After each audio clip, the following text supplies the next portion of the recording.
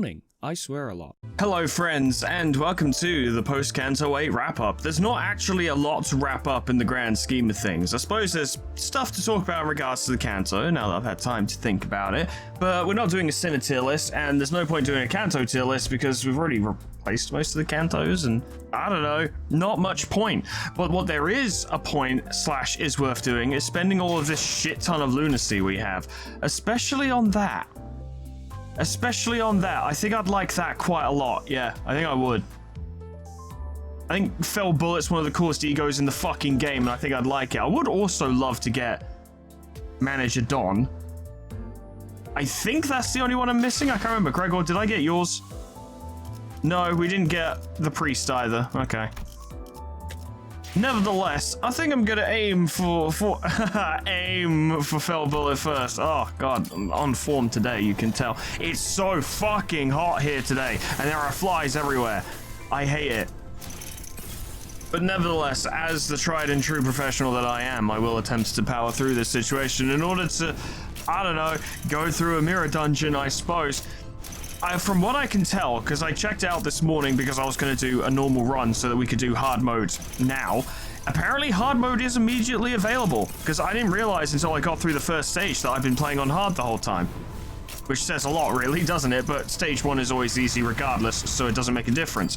But yeah, we can run it on hard mode. I still don't foresee many issues because we're going to be running Pride, Blade Lineage, and full stop, so there's not going to be much they can do to stop us, and 90% of the mirror dungeon will probably be a win rate fest, with the remaining 10% probably being just ego spam.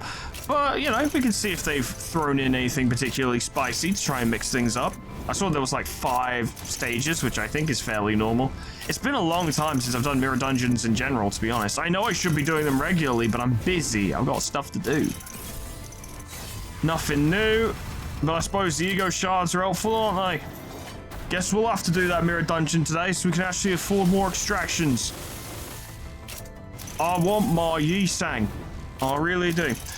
So, yes, in regards to Canto 8, because at the end of the final part of that Canto, I expressed that it felt like there was something missing, right? And a lot of people came forward with what they thought might have been what was missing. And none of them quite spoke to me, but I still appreciated people obviously putting those ideas forward, because that was kind of the point. It was like, well, let's explore this feeling. What is it? I don't know what the fuck it is. Maybe you know. And it was interesting also to see what people felt like were missing. Some people felt like there needed to be more hype moments. I personally disagree, because we had Chu and we had Lei Heng, and well, actually, when it comes to think of it, not a lot of hype moments when you look at it that way. I guess the Night Drifter was pretty cool. I really liked him. I hope he makes an appearance again at some point, or becomes an identity, because I would love to have him as an identity. Yeah, maybe. But then again, how many hype moments does each Canto have? They're not overflowing with them. Project Moon doesn't tend to just play their entire hand every single time.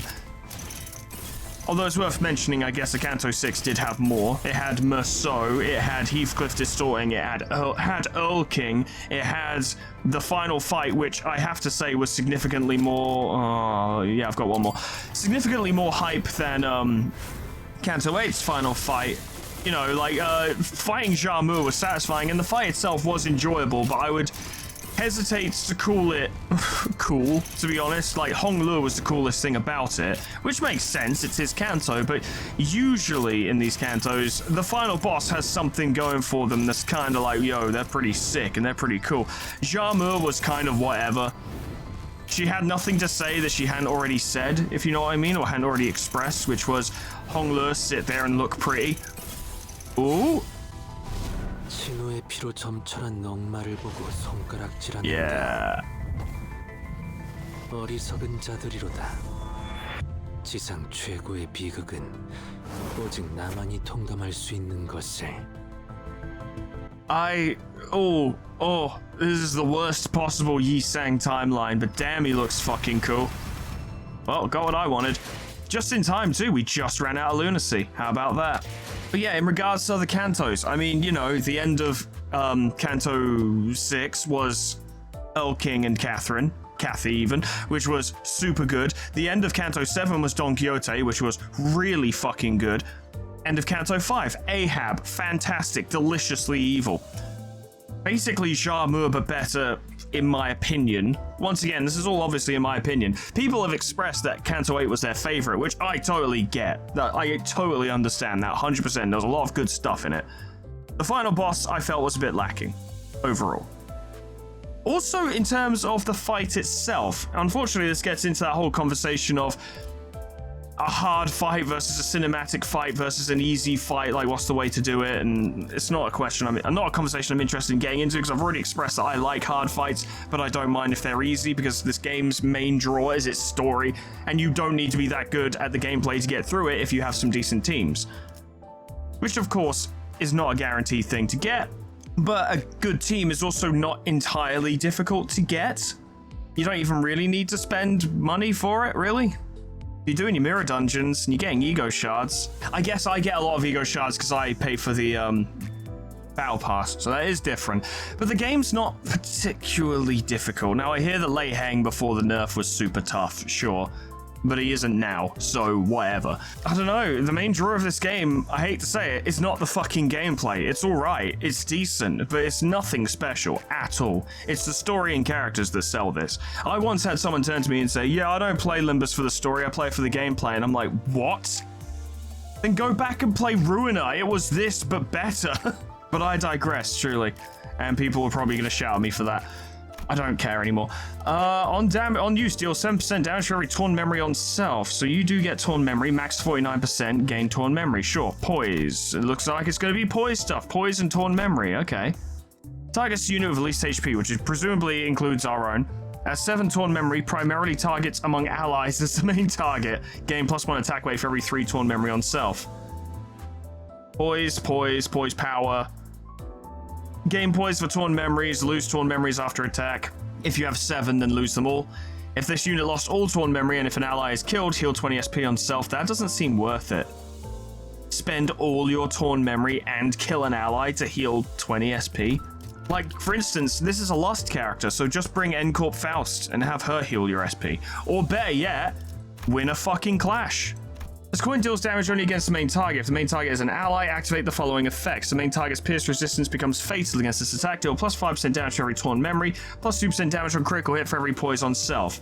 This coin only deals damage against the sub-targets. However, if the main target was an enemy, deal damage against the main target. If the first coin failed to kill an ally, one random sub-target takes damage. Deal extra damage for every torn memory on self, max 105%, that's quite a lot. If the first coin killed an ally, deal +30% damage for every torn memory on self instead, max 210%, that is a staggering amount of damage. So that's actually what you're paying, you're sacrificing an ally for. Not for 20 SP, but for the ability to do insane damage. Fair enough. Inflict 3 bleed and 1 bleed count if the first coin killed an ally, okay. Frontline support, clashable counter, coin power +1 for every 2 poise on self, gain 2 torn memory, 2 poise count. Volatilized memory, turn end, lose all torn memory on self, next turn gain torn memory equal to the amount lost. Okay. Fell bullet, if this unit killed an ally unit with its attack, gain fell bullet. Okay, this is why you'd want to kill an ally as well. Max stack 1, +3% damage on critical hit for every torn memory, max 18% on hit, on hit inflict 1 bleed, on kill gain 3 poison +2 poise count. This unit uses its ego fell bullet and consumes torn memory. Next turn, gain torn memory equal to the amount of it consumed by the end of the last turn. Support, designate target. When the ally of the slow speed attacked an ally, after attack gain 1 damage up next turn, 2 times per turn. If the attacked ally is killed by this attack, okay, so this supports characters who would attack allies. I'm sure it's effective, I'm just not a team sacrificing kind of player. I'm just not. It's just not how I play anything, really. I don't tend to do damage to myself to deal damage, and I don't tend to sacrifice party members for buffs. It's just not how I am. So it's unfortunate because Fell Bullet is super dope, both the ego and the identity. Really fucking cool, but I'm pretty sure I won't be using it because it just doesn't go into my playstyle. That's just not how I play. I'm sure it's very effective though. Very effective. But yeah, onto the mirror dungeon. So I'm essentially just going to go, I don't know what's under construction, but that's exciting. I'm just essentially going to go through the dungeon and talk about the Canto, I suppose. Why not? There'll be plenty of cuts because we don't need to sit here and actually watch me go through an entire fucking dungeon as standard.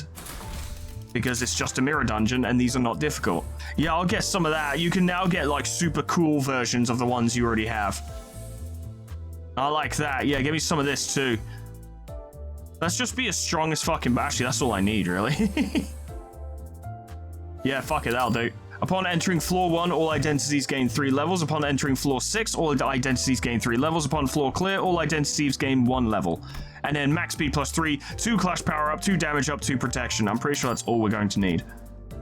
And then this is obviously a poise team, so... People have been going on about doing the fusion gifts. I guess I will, if only to get people to stop bringing it up. You're already pretty overpowered by the end of a mirror dungeon, to be fair. So yeah, we're on hard. Normal, hard. Wonderful. Fuck it, we'll just pick one of these and go from there. Horseshoe's alright. The lighter is always useful. We'll go for Pendant of Nostalgia, why not? So, yeah, we were just talking about the bosses and stuff. And I think, look, I don't know what's actually good for a Canto and what isn't. I don't, funnily enough, I'm not in charge of making them. I have nothing to do with making them at all. So I know fuck all about it. I can only offer personal opinions on what seems right, but final boss was a bit whatever. The track was incredible. Like, Millie did a fantastic job on that one, and Hong Luo was incredible in his own, like, final boss fight. That was super good. The way it interacted with him was pretty cool, but the issue I brought up before, which I think I cut myself off because we got Yi Sang, was that, you know, obviously there's the very first phase where Xiaomu is still kind of in a human form, and the purpose of that is mainly to just sort of introduce you to the fight, maybe get your SP up a little bit, you know, so you can start fighting. The second phase, which I believe is when she starts becoming all horribly gloopy monster creature, and also starts introducing the putting Hongler in a gilded cage. That part of the fight is the hardest part of the fight, and also very short. Once you beat that phase, you are fucking set for the rest of the boss fight. She does not roll out anything else that can stop you. The moment Hongluo is immune to being trapped, it's over. The actual boss fight is over, and the rest of it is just theater. You'll notice, some of you, maybe the more eagle-eyed among you, maybe those of you who actually watch my videos rather than skipping to the end, may have noticed that I cut large swaths of that boss fight out. I just cut it entirely. Because, like I said, once the Gilded Cage section was done, there was, like, not a lot else other than the narrative points. Now, I would like to say that Xiaomu is not a bad boss fight at all. I don't think she's a bad boss fight at all. I think she served a purpose. I think it was enjoyable and cinematic and fun, and put up enough of a challenge to be concerning in the one phase where it was actually challenging. But overall, it was alright, I guess. Not a highlight, both in terms of that Canto and in terms of the overall boss fights in Limbus Company. Like, I've definitely had better. Don Quixote applied some fucking pressure during his boss fight. 1,000,001 unbreakable coins that all applied bleed, which is obviously fine if you're running, you know, evade, but I wasn't running evade. That was my T-Corp team, and none of them used evade. So it made for a very tense, very exciting, very stressful boss fight. I actually can't remember if Earl King and Kathy was a decent fight in of itself. I seem to recall at least it putting up some kind of challenge, but it was so excessively cinematic and dramatic and hype that it almost didn't matter. Whereas I feel Xiaomu's fight definitely had that aspect of it, because the music was great, and exploring, you know, Hongluo's inner turmoil and stuff, how he feels, happiness, sorrow, joy, and wrath and all that. I've got that in the wrong order, but who fucking cares? Was great. Super good part of it. Really liked it, but the fight itself was okay, I would say. I honestly preferred Dong Rang as a boss fight, and Dong Rang's okay as a boss fight, I guess. And remember, Ahab was super good. Another thought, and this is not one I'm entirely sure on, this is more me just presenting an idea for discussion rather than, like, really stating an opinion as a solid opinion, but I feel like the part 2 dungeon was slightly too long, and by slightly too long, I mean it was quite too long. It just kind of was. And this leads to what I feel like, don't know for sure, but I feel like was an overall pacing issue in Canto 8. I feel like it did have a bit of a pacing issue. Well, Phil Safari, so I'm gonna open it. Isn't this a... Oh, it's just a check. Okay, I thought for a minute it was a fight. Do it. But we'll just start by talking about the Canto 8 Part 2 dungeon, right?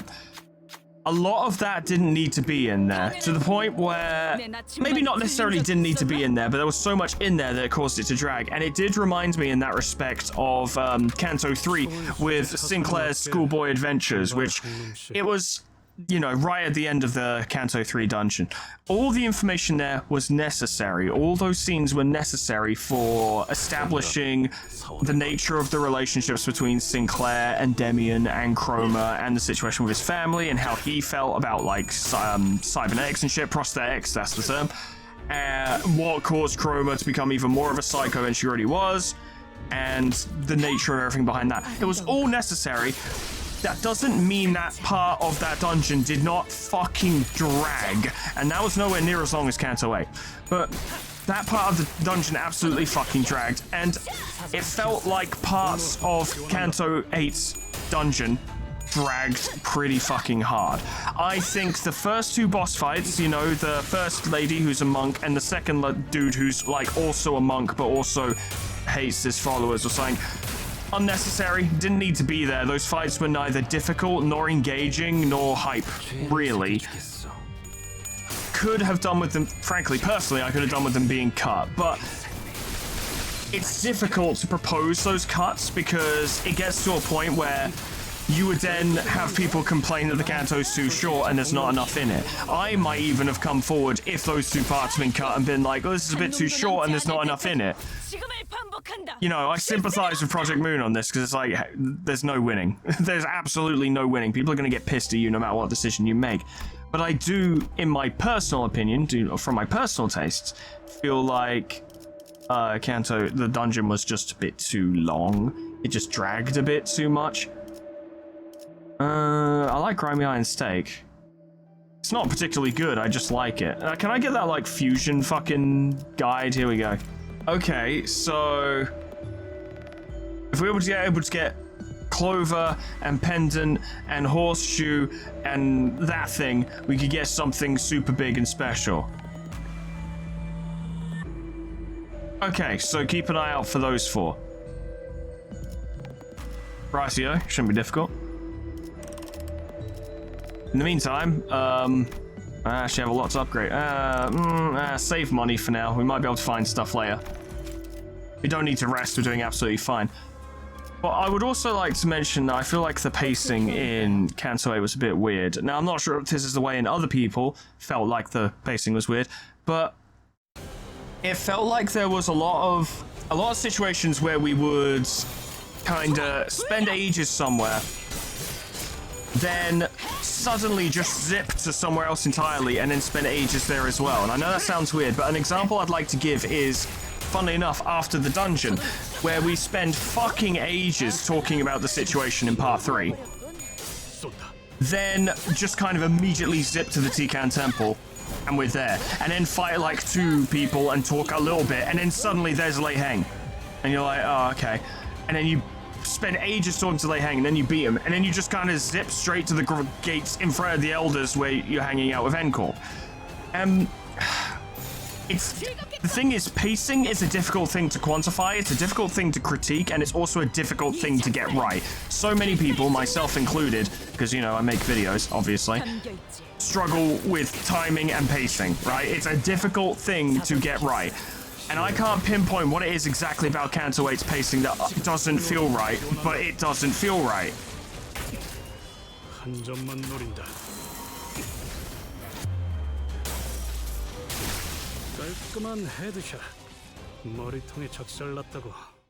It feels like sometimes we spend too long in a single place, not enough time in other places. Some stuff gets glossed over way too quickly, and some other stuff we linger on for way too long. Like, we spent fucking ages talking to Wang Zhao, but that wasn't really a significant plot point. In the grand scheme of things, he was not important. Really? But we spent quite a fucking while talking to him about things, which I understand. It provides context for what Chu would go on to talk about later, and also provides context for, like, the ways in which he would attempt to interact with Hong Le to get him to show his true nature, if it's even in there. Man, some of these blow. Oh, actually, no, Material Interference Force Field is really good. Yeah, we'll get that. Cool. And we got the pendant, so that's a good start. I present these quote-unquote criticisms, I suppose, but they are not... Nothing I'm bringing up is particularly severe. You know, I'm not saying like, this Canto sucks and here's why. The Canto doesn't suck. The Canto is really good, actually. The more time I spent... I realized I forgot to mention this, actually. The more time I spent thinking about it, the more I was like... That really was a good Canto, wasn't it? That was really fun. There was loads of cool stuff in there, and it was a fun time, and they really lent into a lot of, like, the Chinese aesthetic and stuff, and the philosophy of it as well, like, dipping into Taoism and Confucianism, like, super cool stuff in there. So I want to make it clear, I like Canto 8. Canto 8 is really good, and it's definitely of a quality. If someone said Canto 8's my favorite, I'd be like, yeah, I can see that 100%. And not in a patronizing, like, oh, I can see why you'd think that way because you're wrong. But in a, yeah, no, I see it. Like, the fight with Lei Heng's fucking hype. The Bina appearance is fucking insane. The massacre of the con facility is massive. Absolutely massive in terms of an in-world event, right? Super massive. Really big. Faust herself was like, this is the only instant I can think of wherein the head was called in to just wipe out a family, you know, in a wing.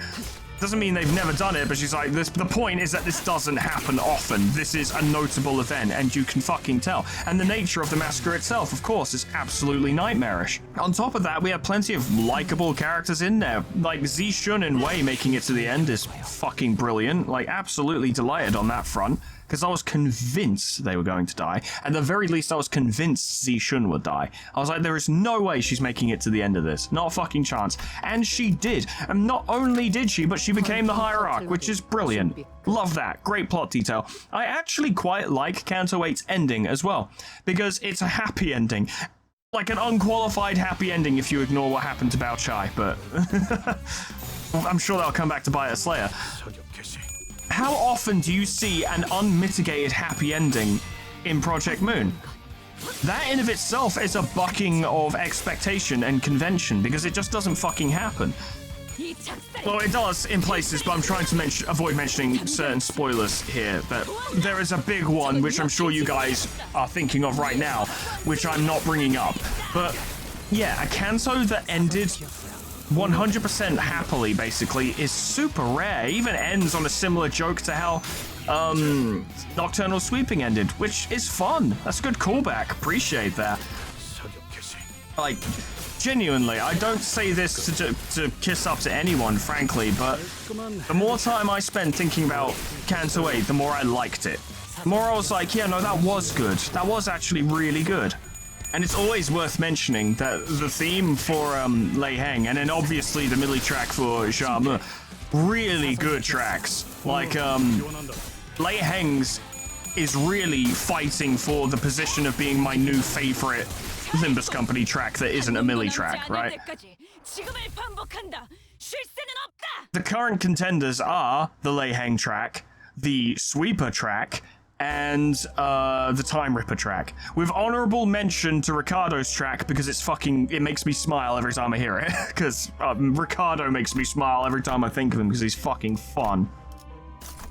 Oh, please. Dark Vestige, that works too.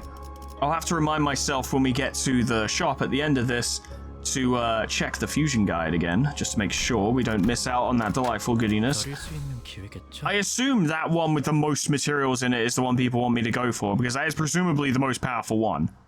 It'd be a bit weird if it weren't, although I would understand, I suppose. But yeah, I wanted to bring up all those positive points about Canto 8, and indeed, those are not all the positive points about Canto 8, but I wanted to bring them up because I want to make a point here of saying that I'm criticizing the Canto at the moment because I'm trying to figure out what it was about it that fell off. Not because the Canto was like some kind of dog shit fest that no one liked, because it was actually great. It was super good. It's pleasing, because I remember back in Canto 6, I said, I'm worried that things are going to go downhill from here, because Canto 6 was my favorite, and it felt like the absolute peak of what PM had been doing up to that point, right? And I was like, I'm worried that this is where we go downhill. Not as a statement against PM's ability to make shit, but simply because, you know, Nothing in life, whether it's in business or in creativity or in anything, just goes up and up and up and up and up. There has to be a drop at some point. Even if it's a drop to go back up again, there still has to be, right? Now, there is... You could argue for and against if there has been a drop since Canto 6. Like, it depends on your opinions of Canto 7 and Canto 8. But I feel, on the whole, that the quality has not dropped, right? Now, I still prefer Canto 6 to Canto 7 and 8, but I would not look at, say, Canto 7 and go, yeah, they really dropped the ball on that one. I don't think so. It's not perfect, neither is Canto 6. I would never sit here and actually tell you that Canto 6 is perfect. Canto 7 and 8 aren't perfect either, but I don't think they are of a lower quality. You know what I mean? And you can assess something's quality without necessarily having it be your personal favorite and or not favorite, right? Like, I could look at the world's most expensive coconut chocolate bar and be like, yeah, that's a high quality chocolate bar. I don't fucking like it though, because I don't like coconut. I can look at Canto 8 and be like, yeah, this isn't my favorite Canto, but I can tell that it's a quality piece of content, of media. I can tell because the evidence is there. You can see it. It's written on the screen, figuratively and literally. I do maintain, however, and I mentioned this, I think, in a comment, either in the fucking final part or the part before that, I'm not sure. It's probably the part before that, because it would have been relating to Leiheng. But I know that Project Moon have made a statement saying, like, oh yeah, we don't want to introduce difficulty levels because we want there to be a kind of canon level of difficulty for these characters, as it were. And I know that we have the botgak for, like, the intervalos that come along after the fact, and, you know, they're voice acted and stuff, and that's your hard mode for those. But I do personally feel like, going forward, and there's nothing to suggest they will do this, I'm just saying this is what I think should happen. Going forward, I feel like Cantos should have adjustable difficulty levels. I want there to be 3. This is, for those of you who read that comment I made, this is essentially going to be the same thing, but I'm reiterating because, you know what, not everyone follows every single thing I say, so they might not know about this. I want there to be story mode, which is significantly dialed down, right? Like, this exists for you to just go through the story while still experiencing the gameplay, where, because, you know, there's cool moments in gameplay and there's cool tracks and stuff, so, and it also breaks up the dialogue. So story mode, which is really easy, and that's for people who just want to get through the fucking story, right? If you want to be especially harsh about it, because you have to consider the business aspect here, it needs to be a certain level of difficulty so that people feel like they need to buy characters, or, you know, not buy characters, but spend money on the battle pass or on Lunacy to get more extractions, to get more characters. I don't think PM are particularly bad about this sort of thing, but this is a business and they need to run it as such, right? It's worth acknowledging that at the very least. So you could run it so that provide people with a means by which to just go through the story super easily, but don't reward lunacy for it, right? And that would be your story mode. That's your narrative mode. That's your super easy mode. There's no challenge in it. Therefore, there's no reward for beating it, because it is designed to just let you get through the story, right? Any of these ideas I present can be adjusted and, you know, nitpicked a little bit, right? I'm just throwing stuff out off the top of my head. But that's my first idea. That would be story mode. Then you would have normal mode, and normal mode would be what we do now, right? Where, you know, they put out a boss and they go, oh shit, it's too fucking hard, and they nerf it and whatever. And normal mode can be the quote-unquote balanced mode, you know, where it's like, this is what we think it should be, this is what... I'm wasting so much fucking stuff here. This is all nothing. It's whatever. Yeah, but normal mode could be what they would say is, like, balanced, normal, this is what we think would appeal to the most people. Basically what they're doing now. Whether they're succeeding at that or not is your own personal opinion, but what they're doing now would be normal mode, right? And then you can have hard mode, and hard mode can just take the fucking limiters off entirely. No day one nerfs where it's like, this is too hard, because yeah, that's the fucking point. It's really fucking hard, tons of damage, high clash values, all that hard shit piled into there for people who are min-maxing their squads and know every single, like, little trick in the game to, you know, get the most out of what they're doing in each clash, unlike me, because I'm just win raying it right now. you can have your hard mode. That's where the sweatiest people can go in and actually sweat, and the millions of people who nitpick every move I make will actually have some kind of function, because there will be a difficulty mode that is actually hard enough that it would warrant that level of anal gameplay, right? 3 difficulty modes. Story mode and hard mode do not need to be balanced. You do not need to put much work into them. Obviously, normal mode does.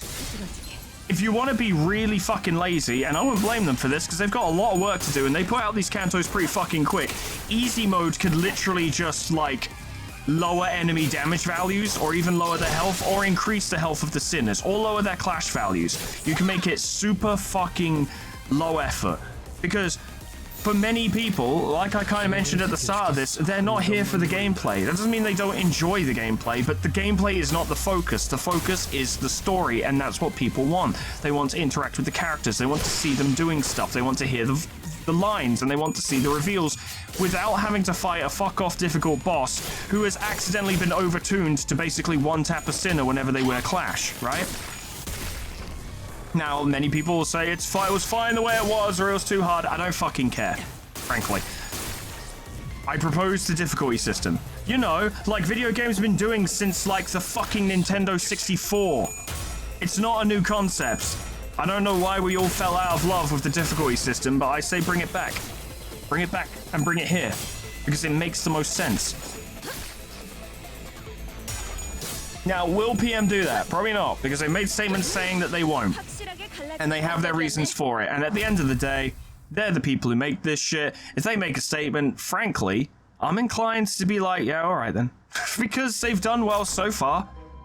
Doesn't mean they're immune to criticism or that they don't need criticism. But if they're like, nope, we've thought about that and we've decided we're not going to do it, I'll be like, all right, well, I maintain my position, but I'm not going to fucking get super, like, angry over it. Like, fair enough. You guys do what you think works best. And if it doesn't work out, then people will stop playing. I know that sounds kind of mean and backhanded, but that is just the passive reality of the situation. If they think they know what they're doing, then they can keep doing it. Whatever. Absolutely fine. And it's not my position to try and tell them how to do things. Oh, a rusty commemorative coin.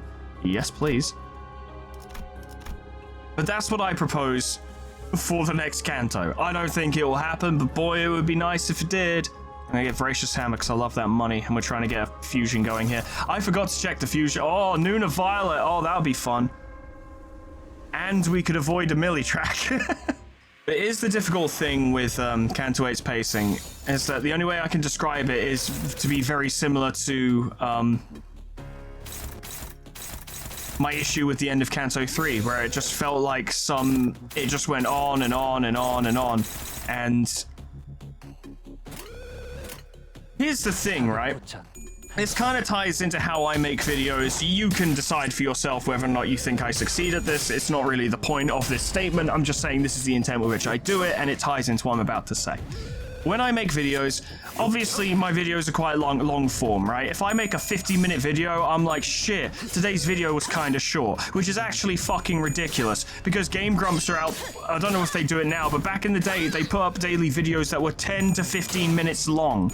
And that was their daily life, right? Whereas I'm here putting out daily videos at anywhere between an hour and an hour and a half from blocks of footage that are anywhere between 2 to 4 hours long, right? This is ridiculous, but that's not the point of my statement. My point is that when I make videos, I try to make long-form content that feels a lot shorter than it is. I don't always succeed at that. In fact, you might argue I don't succeed at it at all, but that's the intent, right?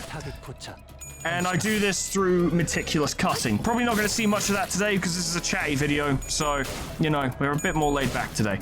I'll go on, Don. Yeah. That's my intent. You can make something that is actually incredibly time-consuming feel short. You can make it feel so much shorter than it is. Look at Sex as an example. But you know what I mean. You've played games where you're like, you're so in there, you're so in the zone, and when you finally come out of that zone because the encounter is finished, right? It felt like 5 minutes passed. 45 minutes actually passed, and that's, you know, because it was incredibly well paced and it was hype and it was dynamic and you were in there. By the same token, many things can take barely any time at all but feel like a fucking eternity. notes, retail work, right? The amount of times when I worked at Poundland and fucking Whiz Beach, where I would get in and I'd stand at the till, and I would stand there for what felt like half an hour, and I'd glance at my watch, it had been 5 minutes, and I wanted to cry. And that was like every day there, basically. But that's my point. If a sequence is slow and plodding and not really getting to the point, you can sit there and feel like you've been going through that scene for like an hour, check the time, and it's been 10 minutes. And it feels like maybe this isn't a specific problem to Canto 8. I'm sure many of you could mention more examples. I'd say Canto 4 probably has this problem as well. But it felt like there were a fair few instances in Canto 8 where there were instances that felt a lot longer than they really were, where the pacing was just a bit too slow, a bit too sluggish, and we were kind of staying still for too long. We were stagnating in different locations and not really pushing things forward. And once again, the thing about that, much like the conversation about pacing as well, is a lot of it comes down to one's individual perspective. You may not have felt that at all. And indeed, I always have to consider the possibility that a lot of these problems might come down to actually recording and presenting these scenes rather than actually playing them like a normal person, because that is a factor that changes things. Recording something is surprisingly different to just playing it like a normal person. This is why I stopped doing Ender Magnolia, because that is a great game that is really fun to play, but it's an absolute chore to record, and that's why I stopped. But it felt like there were perhaps more scenes in Canto 8 that felt a lot longer than they really were. Pray before one sin and hundreds of good deeds. Oh. Ah. Do we pray or do we chat? Oh, we gotta pray before the good one. Yeah, we'll go offer him a prayer. He deserves it. That's actually quite risky, isn't it? Heathcliff, send the sniper. Nice one. Heathcliff prays before the skull Heathcliff prays to the skull. To whom they pray, we cannot hear. For what they pray, we cannot hear. We cannot know if that was even a prayer in this place of unholiness. Gaze of judgment cascades from the hollows of the skull's eyes. It makes a threatening noise from time to time, snapping its teeth together, but Heathcliff remains calm, certain that the skull will not hurt them. Once the pious ritual is over, a solitary scarecrow stands in the place of the great skull, showering in the mysterious light. What do we get? Hardship.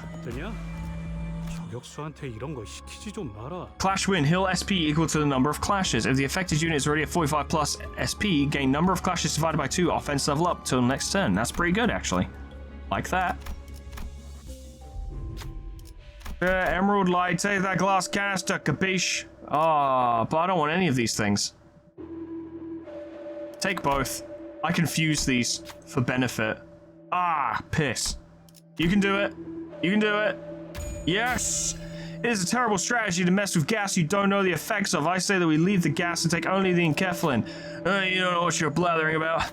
The sinners soon split into two parties and began arguing with one another. When the argument began to turn into an extended debate, Otis picked up both the enkephalin and the gas canister. I should have just done that from the get-go instead of letting you guys waste time at loggerheads. We must have wasted too much time in there. Upon exiting the corridor, we were greeted by a giant something rushing in our direction from where we were earlier. We quickly ran the other way. Easy. That was rather straightforward, surprisingly. But yeah, at the end of the day, I do have criticisms for Canto 8, but on the whole, I think it was really fucking solid. Not only was it really fucking solid, but I think it really sets up the future, right? I thought it was setting up the future of Lei Heng, and it kind of has in its own way, because it's introduced new concepts, and it's introduced Mang to those of us, I think it was Mang, to those of us who didn't read... What was it? Was it Leviathan or Distortion Detective? I don't remember one of those stories. Point is, those of us who weren't aware of Mang are now aware of Mang, right? So that's pretty fucking cool. And the Pinky, who are fucking weird in how they operate, like I barely understand that, but that's the exciting part of it, is to be introduced to something you don't quite understand yet. That's a lot of fun. The next Intervalo looks like it'll be fun as well, because apparently we're going to be doing something still within Dark Wan Yan, or Hong Yan, I don't know, we'll see. I think Canto 8 is a really solid part of the overall story. I think it's really, really solid. And my attempts in criticizing it were A, to just kind of talk about it, because I think it's fun to talk about these things, right? But also to... I should probably be a bit more careful about this one, because that... Are you about to explode? No, you're not about to explode. Okay, I don't have to be careful at all. It's just fun to talk about stuff and to quote-unquote review things, but I'm certainly not a reviewer. That is a specific skill set that I don't have. But also because I wanted to try and identify what it was I thought was missing. But during the time in which I was just going about my daily life after being Canto 8 and I was thinking about it, the overwhelming thought that came to me was, who cares? Like, who actually cares? Is something missing? There might be, but I'm not sure I care. Which I know is a bit of a flat answer, but my thought process was along the lines of, this was really enjoyable and I really liked it, so what's the problem, right? It was fine. Maybe it wasn't the best, but does it need to be quantified? Does that have to be quantifiable? Do I need to be able to put a name and a pin and a tag to what specifically didn't make it the best? Or can I just sit here and say, well, I preferred Canto 6, so that's that? And instead of focusing on what I maybe didn't like about Canto 8, which I can't even properly identify, why not just focus on how much I liked it? Why not instead of just focusing on how much or indeed that I couldn't think of what I didn't like about it, or that something was wrong with it, or that something needed to be fixed, or what have you, why not just celebrate how good it was? It was fun, it was a great time.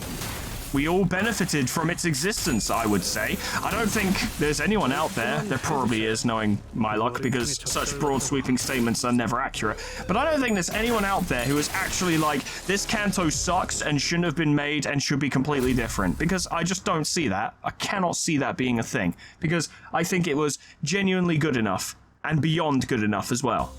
Genuinely exceptional and enjoyable. But it is fun to talk about these things and try and identify them, isn't it? But I do, like I said before, and I guess I'll reiterate one last time, want to make it clear that I think it was really fucking good. I think it was really solid. I think they did a great fucking job. So, we've got that. We've got that. I don't know if we have the horseshoe. I need to check. I wish it would highlight the ones I've already got. That would actually be really helpful.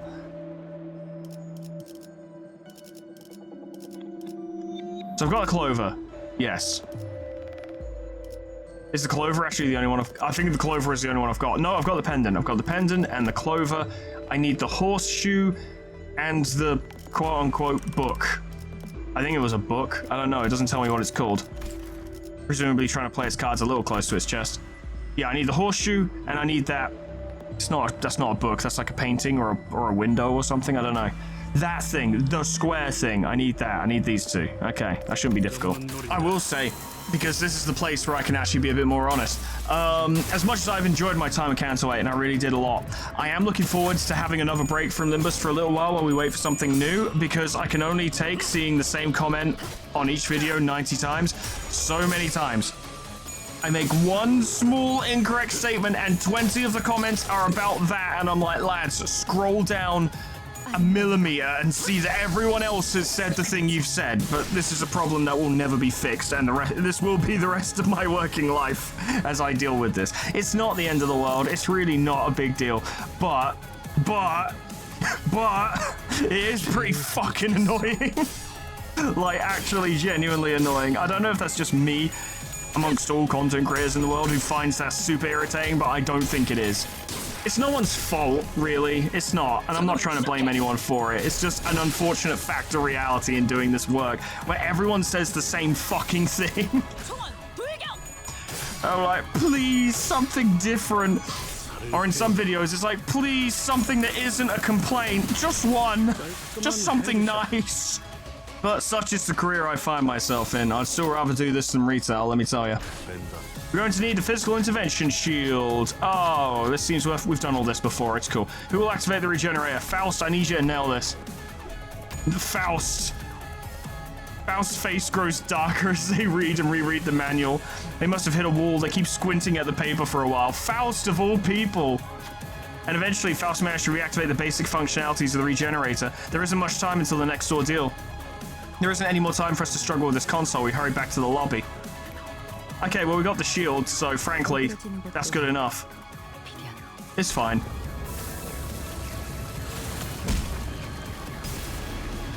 And we're not dead, so that's good.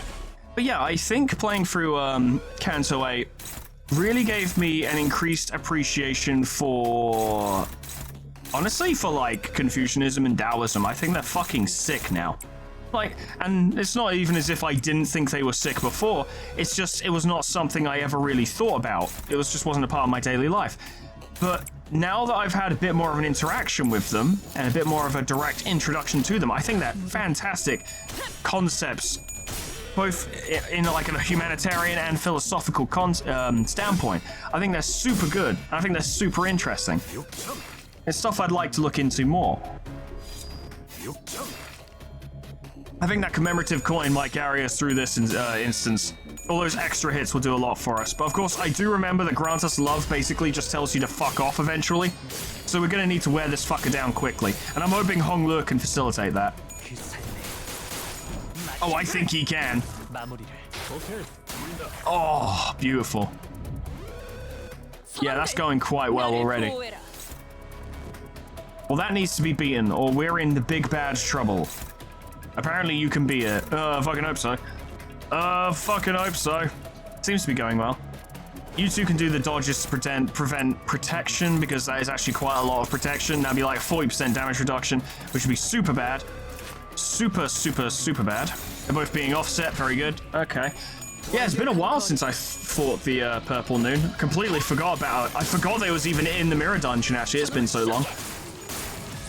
There sure has been a lot of Limbus, hasn't there? And considering the fact that I've done 86 parts, which don't actually include a lot of the side shit, like, this isn't part 87 either, this is just a post-Canto 8 wrap-up, so... yeah, there's been a lot of fucking Limbus, and apparently there's more to come. I gotta be honest, I'm really excited to see what game they make next. I'm looking forward to seeing them make something. Now, I hear talk that apparently LC2, Lobotomy Corporation 2, or something LC2 related, I don't know, is on the way. Or at the very least, in the early stages. I don't know for sure. Like, I really just repeat shit I hear from you guys a lot of the time, so...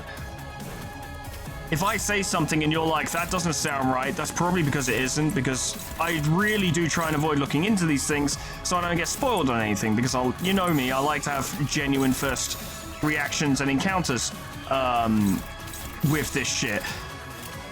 But if that is happening, that's pretty exciting, and I have heard about all of the different ideas and concepts they have going for what they want to do in the future, like some kind of like Souls, maybe not Souls-like necessarily, but third-person action game, the fixer management game, which I desperately need, desperately need. That hit like a fucking truck. Oh, and she's doing it again. Oh, beautiful. Yeah, this guy's fucked. I'm excited to see that. I like Limbus, but I could definitely do with something PM but different by this point, you know? Because I've been trying to scratch that itch a lot of the time by playing PM mods in other games. For instance, Slay the Spire. Like, the PM mods for Slay the Spire are fucking top tier. Really high quality. In fact, the most recent one we did, I can't remember what it was called, but the most recent one we did gave me similar feelings to playing Library of Ruina for the first time. Like, and I got a little fixated on that mod for a while. I played it a lot before finally doing the last drone on camera. I played a lot of it off camera. Nebulizer. Oh, yes. Oh, God, I hate this fucking thing. God, I hate this fucking thing. Oh, I hate this fucking thing. Oh, God, I hate this fucking thing. What do you wish for? Accept. What color would you like to dye the petals in? Blue. Ah, how pretty. Yeah, it's so good. Ah, more damage and pride. Good, great. Can you tell how not fucking interested I am? It's not a bad fight, I just don't like it, that's all. I cannot like something, and that doesn't mean it's bad, which means I don't like it. That's it. No more to that statement than that. Go on, Heathcliff, knock it out. I don't know how much concentration you had, I don't really care, because it doesn't matter, because this does not need to be played optimally at all. That'll fucking do it, though, hey. Yeah, I just remembered that Ishmael totally got a fucking Zishun identity from Canto 8, and I would really like to get that, because I bet that's fucking sick. I'd love to see what that's about. I also want to see a Dayu one. I want to see it. I would understand if there wasn't a Chu one, because Chu's not done in the story, and also Chu's really strong. I know Lei Heng is also one, which, yeah, that'd be pretty exciting to get, I think. I'd quite like to get that. like I said, I want Dayu, but we didn't get Barry either, so wouldn't surprise me. Actually, brings me back to a question I asked before, ages and ages ago, because I was like, are there any bow using characters? And everyone was like, well, Barry. And I was like, I realized I phrased my question incorrectly, which is 100% on me. What I meant when I said that was, are there any bow using identities? And I don't think there are, but it would be cool to know if there were, because, you know, bows are cool. I'd love to see that shit. I think some of the points people made about Canto 8 that I quite like is that they reference the fact that Honglu's progression through the Canto was very muted, which 100% made sense for the character and what he's been through. Like, of course it would be muted because he's not out here delivering a fucking 5-star performance of Othello. You know, like he was and is still kind of is by his very nature a very emotionally muted individual. He's better now, but he's not going to suddenly start crying because we've run out of chocolate milk, you know? Like, he's still going to be very, not sure what the term is, he's going to be masking a lot, you know? He's not going to be expressing how he really feels, and sometimes he's not even going to be sure if he feels anything about it. It's still going to be a thing. But my point is that I like that people that mention that, like, yeah, there's a lot less personal drama in Canto 8 because Honglu is not a dramatic person, and that's not something that was necessarily being fixed by what's going on. It is partially because we are trying, or he at least was trying to fix, and actually Chu was mainly trying to do this, trying to fix his lack of humanity, emotion, and empathy, which he had thrown away as a self-defense mechanism, as a coping mechanism. But this is also why, you know, it might feel like things weren't quite as emotionally fraught as one might expect, because that's just not who Honglu is, and it was never going to be that way. It could have been that way, they could have written it that way, but in the grand scheme of things, it makes more sense that they wrote Honglu this way, that his entire personality was not just going to change because he addressed issues of his past. He still is who he is. And his past trauma, which, you know, was pretty fucking horrible, while he has addressed it and is in the process of moving on with it, doing that is not going to completely undo how that has affected him. There's a coin machine. I love coin machines. I'm gonna insert a coin into the slot. Oh yeah. It ain't the coin. One of the sinners stomps forward to beat up the machine. One of the sinners stomps forward to give it the old 2-1, do-1, give me my fucking coin back. But it zooms off to somewhere before we even get a chance to see what would happen. I gained money though. So that's alright. I still don't have the horseshoe, and that's a bit of a downer. But yeah, it's possible that Honglu's lack of major reaction to the events unfurling around him might have, wow, I didn't know we were just going to fight that, but okay, might have contributed to why I felt there was something missing. But like I keep saying, and I'll keep repeating it now, I don't think it matters, because I enjoyed it. If I didn't enjoy the Canto, there would be more cause to sit here and be like, okay, what could be fixed? Like, what needs to be done? What was missing? What needs to be sorted out? But going by the facts that there doesn't really seem to be that much wrong with it, really, I think it's fine. I think I'm content to just be like, you know what? What really matters is that I enjoyed it. I enjoyed it, I had fun, it was a great story, there were some really cool moments, some really disturbing moments, and some really funny displays of evil courtesy of Xiaomu. Yeah, her boss fight was a bit mid, but not the worst we've seen, and not the end of the world, and it was basically a platform to allow cool stuff to happen, and a great track to play. I think all of that, in of itself, is totally worth it. Go away, you stupid moth, no one likes you. You do make for good ego, though. Did you heal from that, you horrible creature? I hate moths. You always get the people who are like, oh, but moths are so pretty. No, I hate them. I hate them. I hate them. I hate flies. I hate wasps. I hate bugs. I don't like spiders. You like them, good for you. But I don't. And you can't tell me I'm wrong for not liking them. I won't listen to you if you do. That's a lot of damage even without a follow-up shot. But with the follow-up shot, it was also quite substantial. Yeah, there's no chance. Oh, wow, Yi Sang. What happened? So in the interest of desperately combating the wave of comments all making the same criticism, what was your favorite part of Canto 8? Hands down, your #1 favorite part. I think for me, I'm gonna discount the final boss because I think whenever Millie kicks in, it kind of makes for just kind of the best part of the Canto. Like, it's kind of hard for it to not be just because the music is always so on point. So ignoring that, and ignoring the moment when Honglu slashes open the door and all the water comes out because it was fucking hype as fuck, and I think it's unfair to make that my favorite, and I feel like a lot of people will pick that as their favorite, which is totally legit because it is super good. But I'm gonna say my favorite was fighting Chu. Chu was so sick. He was so... I loved his moveset. I loved that what his attacks were commanding the Mao Pack. I thought it was super, super good. I loved his ego, like the weapon.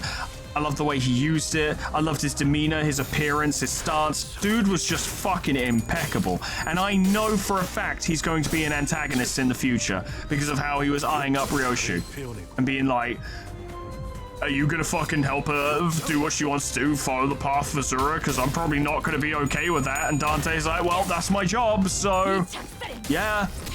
It'll probably be next Canto, won't it? Because I think Ryoshu's next, isn't she? Good way to establish a threat for the next Canto, though, right? Because I don't feel like I was alone in thinking the Lei Heng was going to be a big deal in Ryoshu's Canto, right? I feel like that was a fairly natural assumption to make upon meeting him for the first time. But instead of doing that, they're like, all right, why don't we have someone kill who you thought was going to be the big problem in Ryoshu's Canto, and then have them be the big problem in Ryoshu's Canto. And even then, that might not be the case. Just because it's kind of being inferred a little bit, it doesn't mean Chu's actually going to take that role in Canto 9. But he might, and that in of itself is cause for concern, because if he tries to pull the same shit with Ryoshu that he did with Honglu, it's just not going to fly.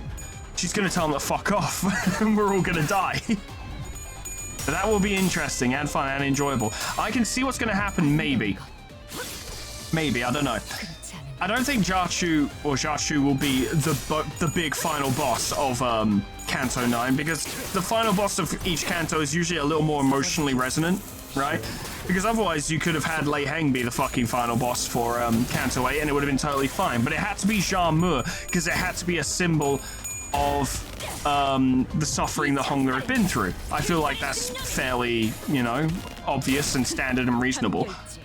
I don't think Shu will be the final boss of Canto 9. I think it'll be a fight where he absolutely stomps your teeth in, and then Ryoshu has to unsheath the blade, which causes all kinds of problems, which we may or may not resolve throughout the course of that Canto, and then at the end of it, it'll be something more specific to her. Maybe it'll be her kid. Who the fuck knows? But it'll be interesting. That much I can say for sure. Looking forward to that. But, later.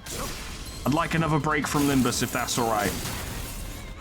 Plus, I'm really in on this whole fucking XCOM thing at the moment, and I really want to lean into that because I'm having so much fun with it. XCOM's so much fun. And we have the Sinners in there as well. Not at the moment. At the moment, we just got Gregor. But he's cool. Like him. And we got a Limbus. I never knew how well Limbus music fit in other games, right? Because I've got a mod in XCOM that puts the Limbus soundtrack in it, including Lei Heng's track. It hasn't got the Millie tracks in it, so I'm not getting copyrighted every video.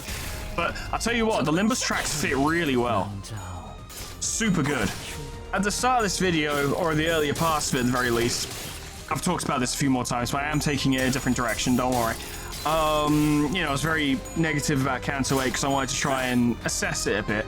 But I do want to take some time, I think, because it sounds like PM takes a lot of flack a lot of the time from its fan base. Some of it justified, some of it really isn't.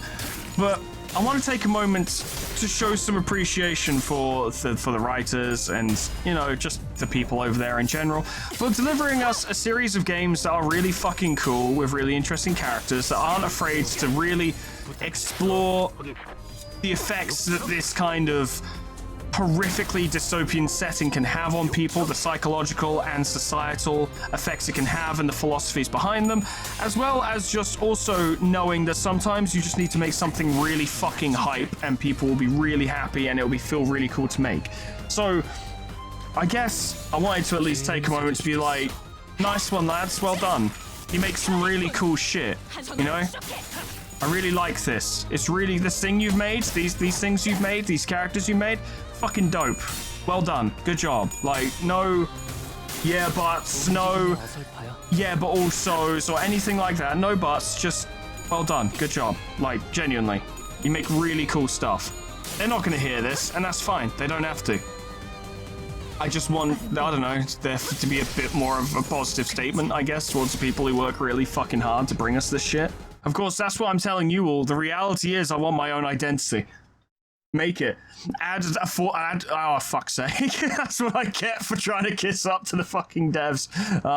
Just add another character and call him Foreman. Yeah, we can have 2 British members of the fucking Sinners. It's fine, don't worry about it. You can just crowbar that in. It's alright, no one will notice. No one will get upset. Just do it, you know? Mod me in. Grey coat, that's fine. Oh, please, please. That is pretty good, admittedly. Increases the allies' critical hit damage multiplier from 1.2 to 1.7 times. That is really good. And the 10 offense level gain is also really good. Okay, we really need that horseshoe. I'm just going to spend money until I get horseshoe. That's interesting. I've never seen that before. Horseshoe! There it is. Easy, Dosh Mitts. Don't worry about it. Okay, so clover, pendant, horseshoe thing. Presumably poise. Wait, why can I only fuse 3? Okay, well, I'm not going to fuse them without enough spaces to do so, because then I obviously am not going to get what I want, right? This might not be the last floor, I can't remember. So we'll just keep going.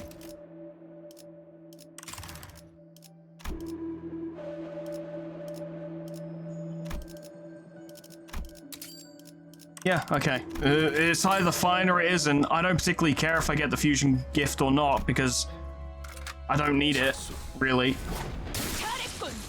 And that's that. He ain't got nothing.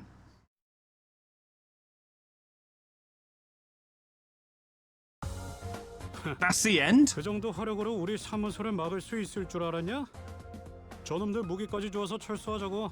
That was hard mode? Are you fucking sure? That was pathetic. I know, I bumped up the fucking level up thing. Sure. There's reasons why it was easy, I'll grant you, but I didn't even get to do the fusion for the fusion gifts because I didn't have enough space for it. I needed 4 spaces, I only had 3. What was I supposed to do? I got a lot of starlight. Whatever. I guess give me those sweet rewards. 750, lovely. I also haven't been doing the mirror dungeons recently, so my battle pass is really low level, and this will hopefully get us a few ranks.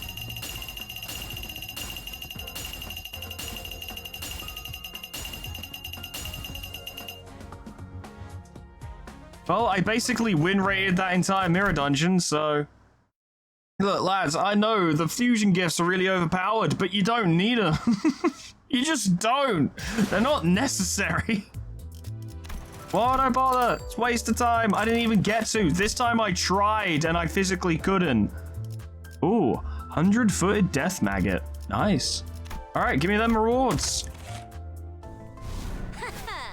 이 수많은 소원들 중 그대가 이루고 싶은 소원이 무엇인가? That's pretty cool. I like that.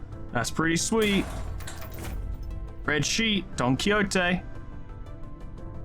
I bet that'd go really well with Lobcorp Don, with a smiling thingy.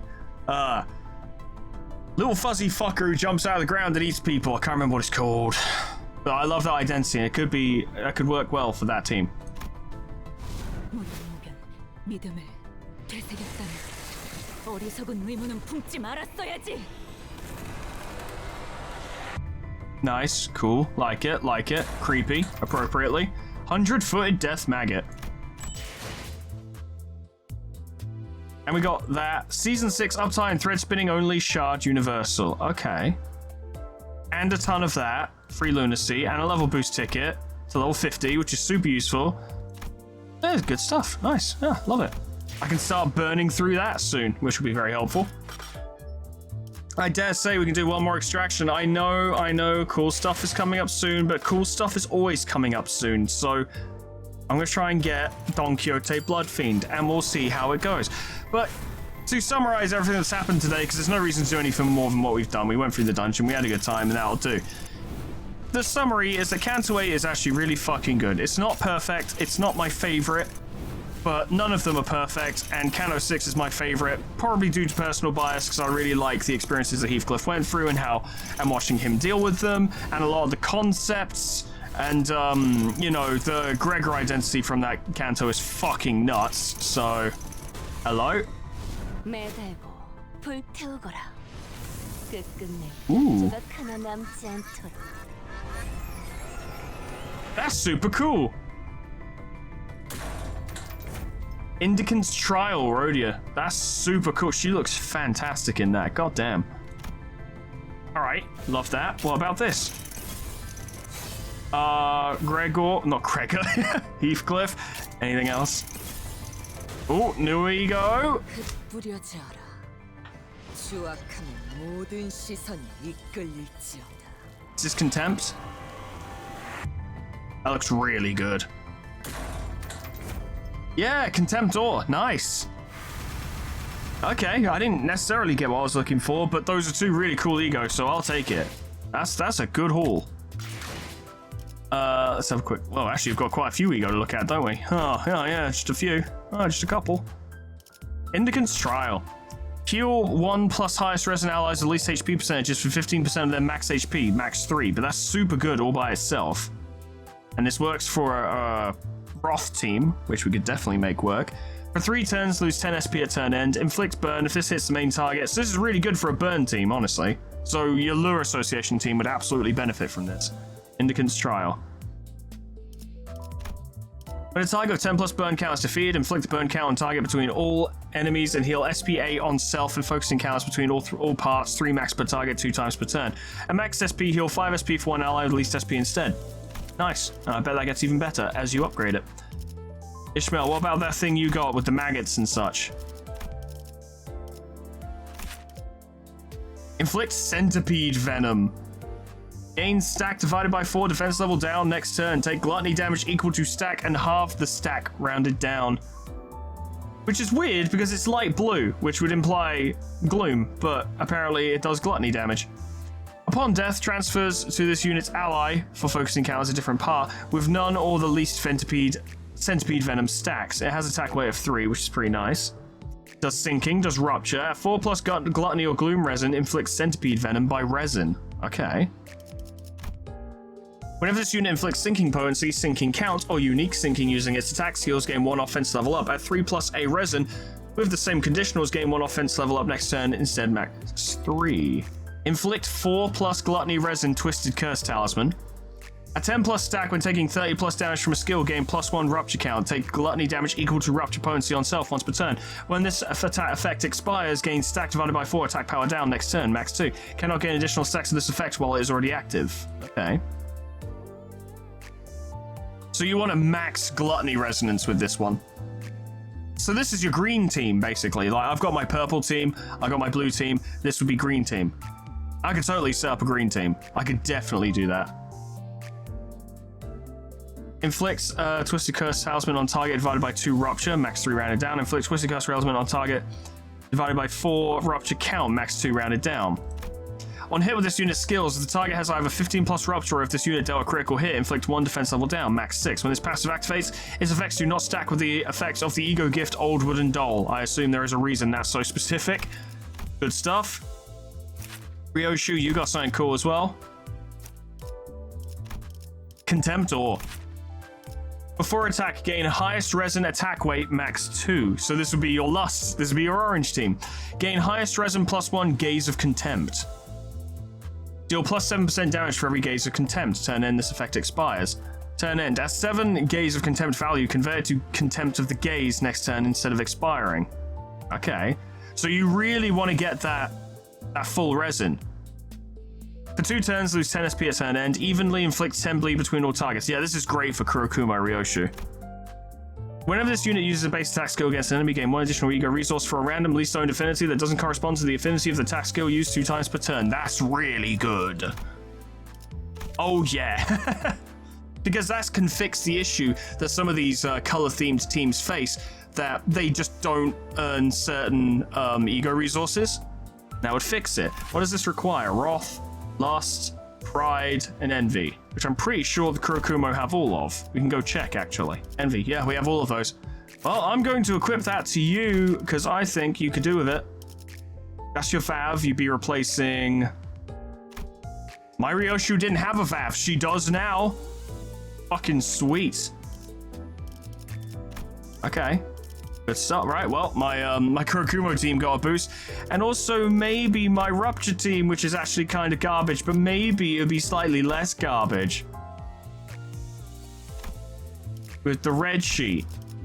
I don't know, we'll see. It would be smarter to try and set up my Rupture team with the Heishu packs and stuff, but I really like the 7 Association. I'd rather see if I can make that work, because this is the kind of person I am, and this is what I do. I have only myself to blame. But that's all for today, friends. I'd like to hear your thoughts on Canto 8 in general. I know you expressed them at the end of the Canto itself, because why wouldn't you? That's the perfect time to do so. But in regards to the things I've said, what do you think? What are your thoughts? Please try and keep it civil. I've noticed you guys are struggling with that a bit in the comments at the moment, so be nice. Don't be a dick. And let me know what you thought of the Canto. But that's all for today, friends. Thank you so much for watching. Special thanks to our members and patrons: Addison Sells, Volt Wolf, Miscreant, Drakariku, Crescent, Tony the Horse, Slyther Haxira, Abyssal Angie, Princeps, Jackomu, Mr. Chrono, Superstatic, Lumi, Spyhard, Mighty PH, Ensistora, E, Lantelian, Gage Donaldson, Hotchman, Saga, Jack, Ninjadog, Ember Fox, Grand Captain General Peace, Bean Baby Bag Turtle, Cuds, Canis Mario, Poe Triple Breck, Lifesteal, Mega Mr. Z-Man, Unclever Name, Summercat Flanny, Pinch Dragoon, Lip Potatoes, Proxy, Caminera, Moa, Heartland, Harak J, Dresso, Sion Distance, Lol, Etherbin, Linky, Sion, Cedar Bin, Wartal, Kia, Honeydew, Sweet Baby Red, Jessica Plutonium Pie, Dream Ghost Up, Lullaby, K-Bob, Magic Cow, The Frostbite, SCP-1068, Namad, and Kenny T800 for supporting me on YouTube and on Patreon. Thank you so much, guys, and thank you all so much for watching.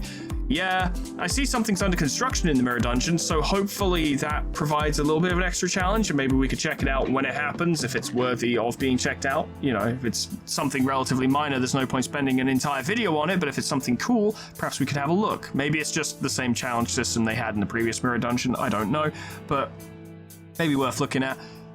Yeah, I mean, I've got like 4 or 5 teams now that don't require any effort to blitz the Mirror Dungeon, so it doesn't surprise me that we went through quite so easily. But I was kind of hoping to do that fusion. Kind of a shame that we didn't. I'm sure someone's screaming at me right now as to why it didn't work out and I didn't do it properly, and I should have done it a specific way so I'd have more fusion slots in order to make that work.